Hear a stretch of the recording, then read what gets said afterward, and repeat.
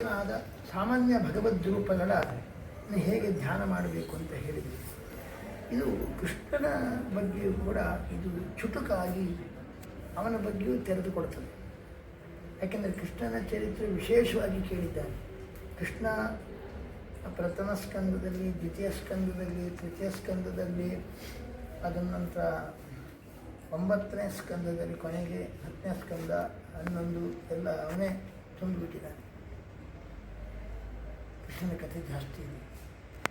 ಕಲಿಯುಗದಲ್ಲೇ ಕೃಷ್ಣನ ಯಶಸ್ಸನ್ನು ಯಾವಾಗಲೂ ಕೇಳಿ, ಅದಕ್ಕೋಸ್ಕರ ಕೃಷ್ಣ ಅವತಾರ ಕೊನೆಗೆ ಕಲಿಯುಗದ ಸ್ವಲ್ಪ ಮೊದಲು ಅವತಾರ ಮಾಡಿ ಎಲ್ಲ ಲೀಲೆಯನ್ನು ತೋರಿಸಿ ಯಶಸ್ಸನ್ನೆಲ್ಲ ಕಲಿದು ಹಾಕಿದೆ.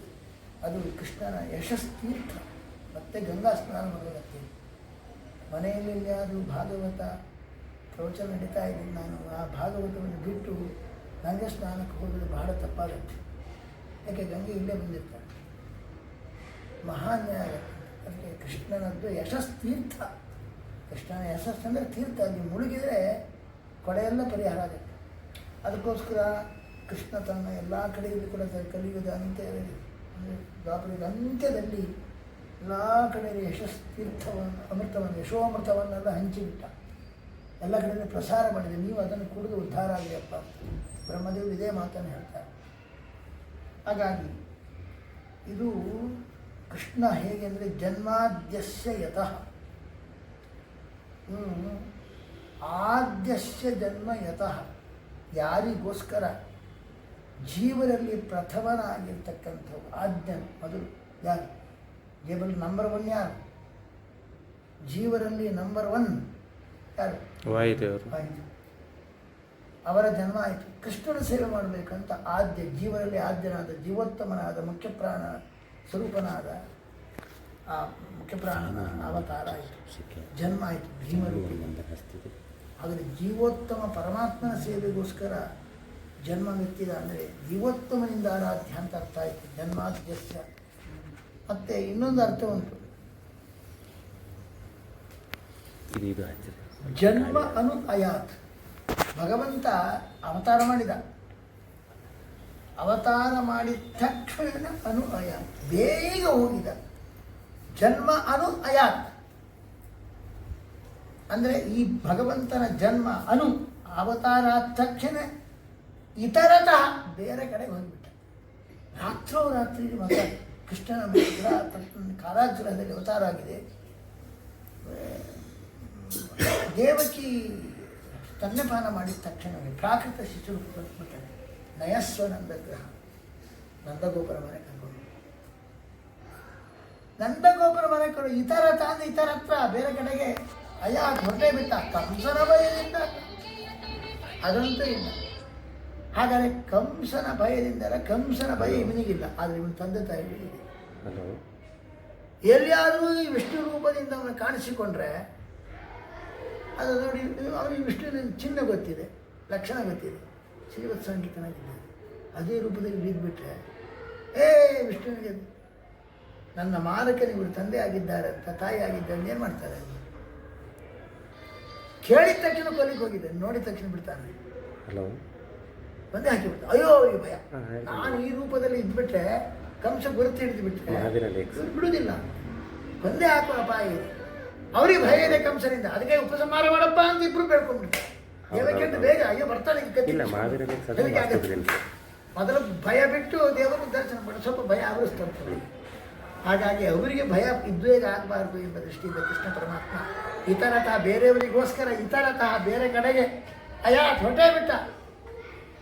ಎದೆ ಹಾಲು ಕುಡಿದೋಗಿದ್ದಾರೆ ಅಷ್ಟೇ, ಮತ್ತೇನು ಮಾಡಿಲ್ಲ ಅವರು. ಬೇಗ ರಾತ್ರಿ ಬಿಟ್ಬಿಟ್ಟು ಅಂದರೆ ಇತರತಃ ಅಂದರೆ ಇನ್ನೊಂದು ಅರ್ಥ, ಬೇರೆ ಅವರಿಗೋಸ್ಕರ, ತನಗೋಸ್ಕರ ಭಯ ಅಲ್ಲ, ಅವರಿಗೆ ಭಯ ಆಗುತ್ತೆ, ಪರಿಹಾರ ಆಗಿದೆ ಎಂಬ ದೃಷ್ಟಿಯಿಂದ ಹೋದ. ಇತರತ್ರ ಹೋದ, ಬೇರೆ ಕಡೆ ಹೋದೆ, ಇತರತ್ರ ಬೇರೆಯವರಿಗೋಸ್ಕರ. ಯಾಕಂದರೆ ನಂದಗೋಪ ಯಶೋದೆಗೆ ಅವನಿಗೆ, ನಮಗೆ ಕೃಷ್ಣ ನಮಗೆ ನಿಜವಾಗಿ ಕೂಡ ನಾವು ಅವತಾರ ಮಾಡುವಾಗ ಭೂಲೋಕದ ಸೇವೆ ಮಾಡಲಿಕ್ಕೋಸ್ಕರ ಅವತಾರ ಮಾಡಬೇಕಂತ ಹೇಳ್ತೀರ ನೀವು. ಬ್ರಹ್ಮದೇವರು ಹೇಳಿದ್ರಂತೆ, ಧರಣಿ ಮತ್ತು ಇದು ಇವಳಿಗೆ ದ್ರೋಣ ಎಂಬ ವಸುವಿಗೆ. ಧರಣಿ ಅಂದರೆ ಈ ಭೂದೇವಿ ಇಲ್ಲ, ಇನ್ನೊಬ್ಬಳು ದ್ರೋಣ ಎಂಬ ವಸುವಿನ ಹೆಂಡತಿ. ಅವರಿಬ್ಬರು ಹೇಳಿ ಅವತಾರ ಮಾಡಿ. ಹಾಗೆ ನಮಗೆ ಭೂಲೋಕದಲ್ಲಿ ಕೃಷ್ಣ ಅವತಾರ ಮಾಡಿದಾಗ ನಮಗೆ ಭಕ್ತಿ ಬರಬೇಕಂತ ಅನುಗ್ರಹ ಮಾಡಿ.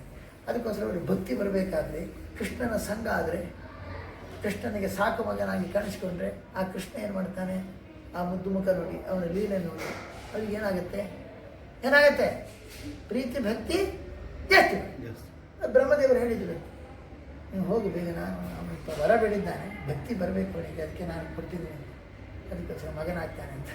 ಅದಕ್ಕೆ ಮಗನಾಗಿ ಕಾಣಿಸಿಕೊಂಡು ಎಲ್ಲ ಅವರಿಗೋಸ್ಕರ ಭಕ್ತಿಗಾಗಿ ಸರಿ ಇಲ್ಲಿ ಹೋದ ಅನು ಯಾರು ಇತರಥ ಅರ್ಥೇಶು ಅಭಿಜ್ಞ. ಬಹಳ ಚೆನ್ನಾಗಿ ಅರ್ಥ ಉಂಟಿರುತ್ತೆ, ಎಲ್ಲ ತಿಳ್ಕೊಂಡಿದ್ದಾನೆ ಅಂತಂದ ಅರ್ಥ. ಸಂಸ್ಕೃತದಲ್ಲಿ ಅರ್ಥ ಅಂದರೆ ನಿವೃತ್ತಿ, ಅದು ಒಂದು ಅರ್ಥ ಉಂಟು. ಮಶಕಾರ್ಥ ಅದು ಮಹಾಂತು. ಮಶಕ ಅಂದರೆ ನೊಣಕ್ಕೋಸ್ಕರ ಹೊಗೆ ಹಾಕೋದಲ್ಲ. ಮಶಕ ಅರ್ಥ ಅಂದರೆ ನೊಣದ ಅರ್ಥ ಅಂದರೆ ನಿವೃತ್ತಿ, ಅದು ಓಡಿ ಹೋಗ್ಬೇಕು, ಅದಕ್ಕೋಸ್ಕರ ಧೂಮ ಹಾಗೆ ಹಾಕ್ತೀವಿ. ಮನೆ ಹಾಕ್ತೀರಾ ಇಲ್ಲಿ ಈಗ ಇರುವುದು ಅಲ್ಲಿ ಏನು ಬರುತ್ತೆ, ಬತ್ತಿ ಸೊಳ್ಳೆಗೆ ಬತ್ತಿ ಇಡ್ತಾರೆ ಆಯಿತಾ. ಹೀಗೆ ಅದು ಯಾಕೆ ಅಂದರೆ ಅವನಿಗೆ ಅರ್ಥದಲ್ಲಿ ಯಾರ್ಯಾರು ಯಾವ ರೀತಿಯಾಗಿ ರಿಟರ್ನ್ ಮಾಡಬೇಕು ಭೂಲೋಕದಿಂದ ಎಂಬ ವಿಷಯದಲ್ಲಿ ಫಸ್ಟ್ ಕ್ಲಾಸಾಗಿ ಗೊತ್ತಿದೆ. ಅರ್ಥೇಶು ನಿವೃತ್ತಿಷು, ಯಾರ್ಯಾರ ಭೂಭಾರ ನಿವೃತ್ತಿ ಮಾಡೋದ್ರಲ್ಲಿ ಬಹಳ ತಜ್ಞ ಕೃಷ್ಣ ಪರಮಾತ್ಮ. ಏನು ಮಾಡಿದ, ಅಲ್ಲಿ ಹೋಗಿ ಹೊರಗೆ ಹೋದಲ್ಲ, ಎಷ್ಟು ಚೆನ್ನಾಗಿ ಇದು ಮಾಡಿದ ಅಂದರೆ, ಕಂಸನು ಎಲ್ಲೋ ನನ್ನನ್ನು ಯಾಕೆ ಕೊಲ್ತೀಯ, ನಿನ್ನ ಮಾರಕ ಎಲ್ಲೋ ಬೇರೆ ಕಡೆ ಹುಟ್ಟಿದ್ದಾನೆ ಅಂತ ಹೇಳಿಬಿಟ್ಲು ದುರ್ಗಾದೇವಿ. ಅವನೇನು ಮಾಡಿದ, ಹೌದಾ ನನ್ನ ಮಾರಕ ಬೇರೆ ಕಡೆಯಲ್ಲಿ ಹುಟ್ಟಿಬಿಟ್ಟಿದ್ದಾನೆ, ಹಾಗಾದರೆ ಅವನು ಎಲ್ಲಿ ಈಗ ತಾನೇ ಹುಟ್ಟಿರ್ತಾನೆ, ಶಿಶು ರೂಪದಲ್ಲಿರ್ತಾನೆ.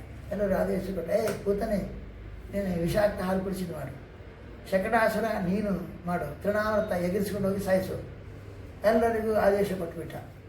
ಇವರಿಗೆಲ್ಲ ಈ ರೀತಿಯಾಗಿ ಭಗವಂತನ ಅಪಚಾರ ಮಾಡುವಂಥ ಕಾಲ ಬಂದಿದೆ, ಅವರಿಗೆ ಮರಣ ಕಾಲವೂ ಬಂದಿದೆ. ಅದಕ್ಕೋಸ್ಕರ ಈ ರೀತಿಯಾಗಿ ದುರ್ಗಾದೇವಿ ಮೂಲಕ ಹೇಳಿಸಿ ಅವನವನ್ನ ಕೃಷ್ಣನ ಹತ್ರ ಸಾಯಿಸ್ಲಿಕ್ಕೋಸ್ಕರವೇ, ಆ ಕೃಷ್ಣನ ಸಾಯಿಸಬೇಕಂತ ಉದ್ದೇಶದಿಂದ ಕಳಿಸಿದ. ಆದರೆ ಕೃಷ್ಣ ಏನು ಮಾಡಿದ, ಅವ್ರನ್ನೇ ಸಾಯಿಸಿದ. ಯಾವ ರೀತಿಯಾಗಿ ನೋಡಿ, ದುರ್ಗಾದೇವಿಯಿಂದ ಹೇಳಿಸಿ ನೀನು ಕೊಡ್ತಕ್ಕಂಥ ಎಲ್ಲೋ ಇದ್ದಾನೆ ಅಂತ ದೇವರೇ ಹೇಳಿಸಿ ದುರ್ಗಾದೇವಿಗೆ, ದೇವರ ಕೈಯಿಂದ ತನ್ನ ಕೊಲ್ಲಿಕ್ಕೋಸ್ಕರ ಬಂದವರನ್ನೆಲ್ಲ ತೆಗೆದುಬಿಟ್ಟ. ಓಹೋ ಕಂಸನಿಗೆ ಯಾವ ರೀತಿಯಾಗಿ ಪ್ರಚೋದನೆ ಕೊಟ್ಟ, ಈ ಭೂಮಿಗೆ ಭಾರಪುತ್ರರಾದ ಪೂತನೆಯನ್ನು ತೃಣಾವರ್ತನ ಸಂಹಾರ ಮಾಡಲಿಕ್ಕೆ ಯಾವ ರೀತಿಯಾಗಿ ಒಂದು ಒಳ್ಳೆ ಸೂಚನೆ ಕೊಟ್ಟು ಅವರೆಲ್ಲ ಬಂದಾಗ ಅವ್ರನ್ನೆಲ್ಲ ತೆಗೆದ. ಭೂಭಾರ ನಿವೃತ್ತಿಷು ಬಹಳ ತೆಗೆದ. ಹಾಗೆ ಲಗಾಡಿ ಮಾಡಬೇಕಂತ ಗೊತ್ತಿದೆ ಅವನಿಗೆ. ಎಷ್ಟು ಅನ್ನೋ ಗೊತ್ತುಂಟು ನನಗೆ, ಬಹಳ ಚೆನ್ನಾಗಿದೆ ಇದು ಅರ್ಥೇಶು ವಿಜ್ಞಾನ. ಇನ್ನೊಂದು ಅರ್ಥ ಉಂಟು. ಆ 21 ಬಾರಿ ಬಂದಿದ್ದಾನೆ, 18 ಬಾರಿ ಯುದ್ಧಕ್ಕೆ ಜರಾಸಂಧ. ಒಂದು ಬಾರಿ ತಕೊಂಡು ಬಂದ 23 ಅಕ್ಷೋಹಿಣಿ ಸೇನೆ, ಆವಾಗಲೂ ನಿರ್ಮೂಲ ಮಾಡಿ ಅವನ ಜರಾಸಂಧ ಕೊಲ್ಬೋದಿತ್ತಲ್ಲ, ದೇವರು ಬಿಟ್ಟಿದೆ. ಭಾಳ ಬುದ್ಧಿವಂತ ದೇವರು. ಏನು ಮಾಡಿದ, ಸೇನೆ ತಗೊಂಡು ಬರಬೇಕು, ನಾನಿದ್ದಲ್ಲಿ ಹೋಮ್ ಪಿಚ್ನಲ್ಲೇ ತಗೊಂಡು ಬಂದ್ರಿ, ಫಸ್ಟ್ ಕ್ಲಾಸ್ ಆಗುತ್ತೆ, ಓಡಿ ಅವನೇ ತರ್ತಾನೆ, ಸುಲಭ ಅಂತ. ಯಾಕೆಂದರೆ 23 ಸೇನೆ ತಗೊಂಡು ಮೊದಲನೇ ಸರ್ತಿ ಬಂದಾಗ ಕೊಂದು ಹಾಕಿ ಬಿಟ್ಟಿದ್ರೆ ಮತ್ತೆ ತರಲಿಕ್ಕೆ ಯಾರೂ ಇರಲಿಲ್ಲ. ಅವ್ನು ತರಬೇಕು, ಅವ್ರಿಗೆ ಅವ್ರು ಉಳಿಸ್ತಾರೆ. ಮತ್ತೊಂದು ಸರ್ತಿ ಬಂದ, ಆಗ ಅವನು ಉಳಿಸೋದಿಲ್ಲ. ಈಗ 18 ಬಾರಿ ಹೀಗೆ ಮಾಡಿಬಿಟ್ಟಿದ್ದಾನೆ. ಕೊನೆಗೆ ತಾನು ಕೊಂದ ಇಲ್ಲ, ಅದು ಭೀಮಸೇನಿಗೆ ಅವನು ಕೊಲ್ಲಬೇಕು. ಯಾಕೆ, ರಾವಣ ಕುಂಭಕರ್ಣ ಕೊಲ್ಲುವ ತಾಕತ್ತಿದ್ದು ಕೂಡ ನನಗೋಸ್ಕರ, ನನ್ನ ಕೀರ್ತಿಗೋಸ್ಕರ ಬಿಟ್ಟುಕೊಟ್ಟಿದ್ದಾನೆ ಹನುಮಂತ. ಈಗ ಭೀಮನಾಗಿ ಬಂದಾಗ ನನ್ನ ಬಲಿ, ನನಗೆ ಬಲಿ ಆಗ್ತಕ್ಕಂತಹ ಇವನನ್ನು ಜರಾಸಂಧನಿಗೆ ಯಾರ ಮೂಲಕ ಕೊಲಿಸ್ಬೇಕು, ಭೀಮಸೇನ ಮೂಲಕ ಅವನಿಗೆ ಪುಣ್ಯ ಕೀರ್ತಿ ಬರಬೇಕು ಅಂತ. ಭಾಳ ಬುದ್ಧಿವಂತ ಆಗುತ್ತೆ. ಹೀಗೆ ಯಾವ್ಯಾವ ರೀತಿಯಲ್ಲಿ ಪ್ಲ್ಯಾನ್ ಮಾಡಿ ನಿವೃತ್ತಿ ಮಾಡಬೇಕೆಂಬುದನ್ನು ಕಂಡ.